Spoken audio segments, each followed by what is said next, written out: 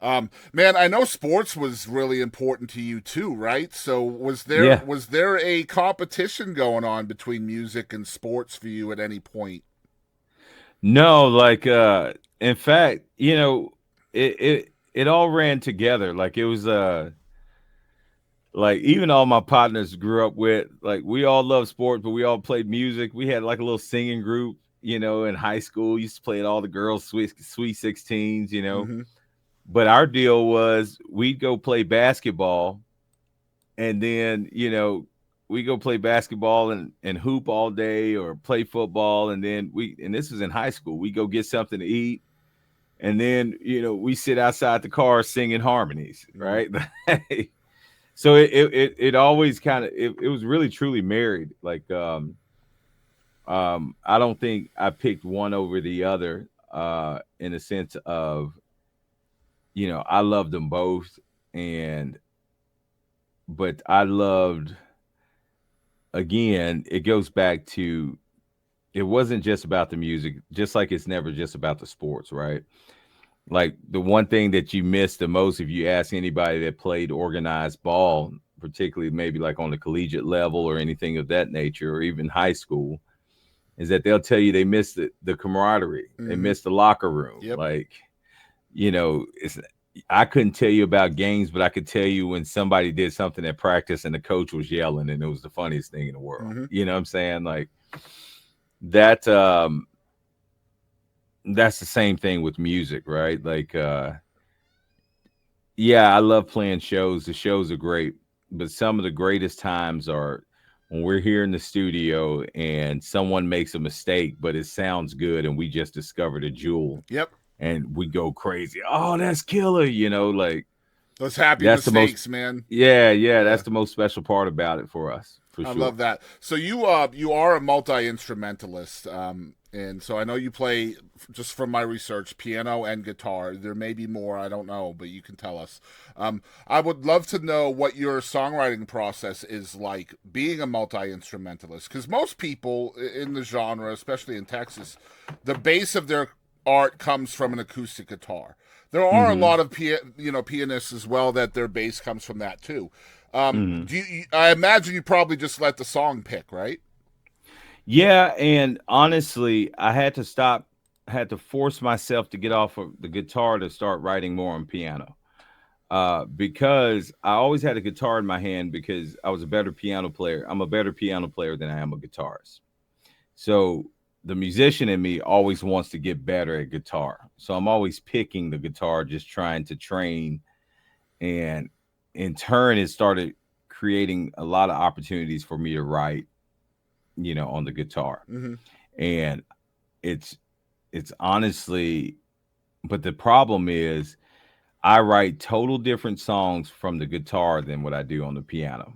And I don't know, I really couldn't tell you why. Um but it's more so on guitar, there are always happy little mistakes, right? Mm-hmm. And on the piano, there's a more of a sense of knowing where I'm going. And so um I find that writing songs on the guitar um challenges me more, and it brings out, I mean, even the way I sing on certain things, even the way it's wrote, the melody is wrote, it's just way different than what it is on the piano. And so I've gotten back to writing on the piano, and to be honest, I'm just really loving where it's going. I love Like that. yeah. Do you feel like that gives you an advantage over other artists, perhaps? um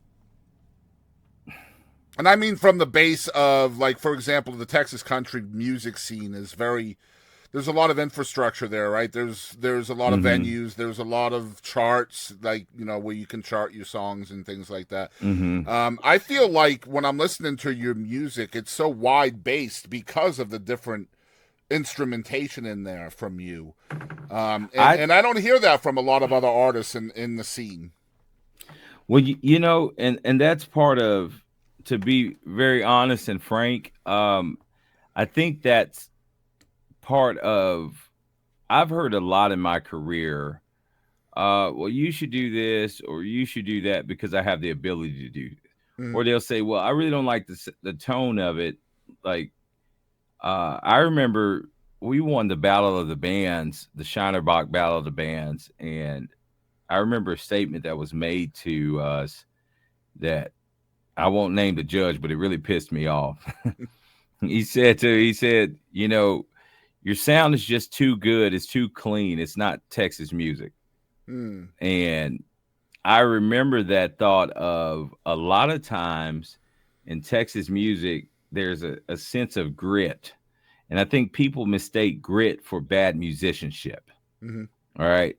And so I wouldn't say it's an advantage.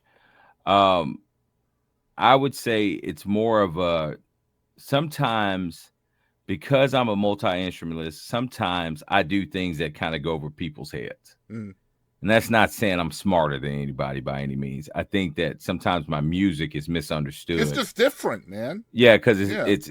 it's different. There's going to be movements. There's going to be augmented chords. There's going to be what we call jazz notes in it, right? Like, and I think sometimes it's just not taken very well. Well, first of all, I would like for anybody, I would challenge anybody to try to define the words Texas music, because I don't think there's a clear cut definition to those words. In 100%. Yeah, in my opinion, And Texas music is not a sound, right? It's a state of mind. absolutely. I've always said, you know, with Texas music, when did this become this is what red dirt sounds like or red dirt music was about, hey, we're playing our type of music because you know everyone wants us to be a certain way, but this is who we are. Hmm. And you know, at some point in time in Texas music, I think that that thought process had, you know, was starting to dwindle a little bit. You know, it's not that same Texas music that I fell in love with years ago. Yeah. And And just like all so music, it evolves, and y- you can't stop that. You just can't.